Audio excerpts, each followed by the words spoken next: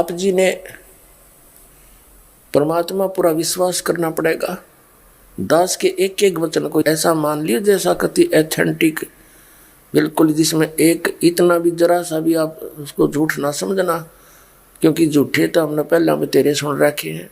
सारी सच्ची सच्ची कहूँगा, आधार होगा उसका एक वचन भी जो निकाला जाएगा। तो हमने इस परमात्मा के मार्ग को समझना पड़ेगा। जब हम इस पर दृढ़ हो सकते, पहले तो हमने भगवान पहचानना पड़ेगा। हु इज गॉड, वो परमात्मा है कौन, जो सुप्रीम पावर है, और कैसा है, कहाँ रहता है, उसका प्रमाण क्या है। अभी तक जितने भी संत पंथ या ऋषि महर्षि आचार्य शंकराचार्य और ये नकली कबीर पंथी गुरु या जैसे भी हैं, कि किसी ने भी कख नहीं बता जातम मार्ग का।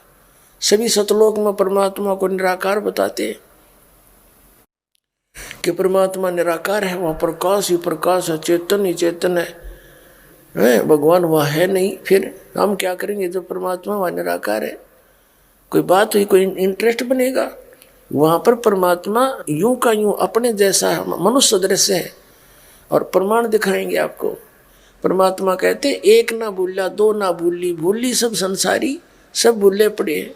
ईसाइयों से पूछकर देखना आप कि परमात्मा कैसा है। वो कहते हैं गॉड इज फॉर्मलेस, परमात्मा निराकार है। और पवित्र बाइबल में लिखा है कि परमात्मा मनुष्य सदृश है, मनुष्य जैसा है। तो के खाक पड़ा इन्होंने सदग्रंथ हमारे प्रत्येक धर्म के धर्म गुरुओं ने क्या जाना उसको। वर्तमान के जो पहले वाले थे वो तो सही बता ही रहे थे। और ऐसे वेदों में परमात्मा साकार है, नर आकार है, मनुष्य दृश्य है, उसका नाम कबीर है। कबीर परमात्मा ने 600 वर्ष पहले कहा था कि वेद मेरा भेद है, मैं ना मिलूं वेदन के माही, और जौन वेद से मैं मिलूं ये वेद जानते नहीं। कबीर परमात्मा ने कहा था कि ये चारों वेद मेरा ही गुणगान करते हैं, लेकिन इन वेदों में, चारों वेदों में, ऋग्वेद, यजुर्वेद, सामवेद और अथर्ववेद में, इनमें मेरे पाने की विधि नहीं है। और उस बिना सारा काम बिगड़ गया।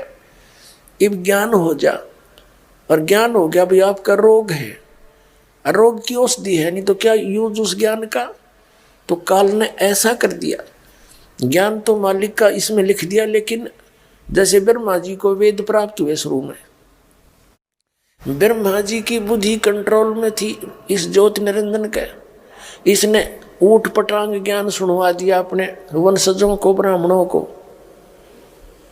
परमात्मा निराकार है, वो दर्शन नहीं देता, उसका कोई आकार नहीं है, वो गुप्त रहता है।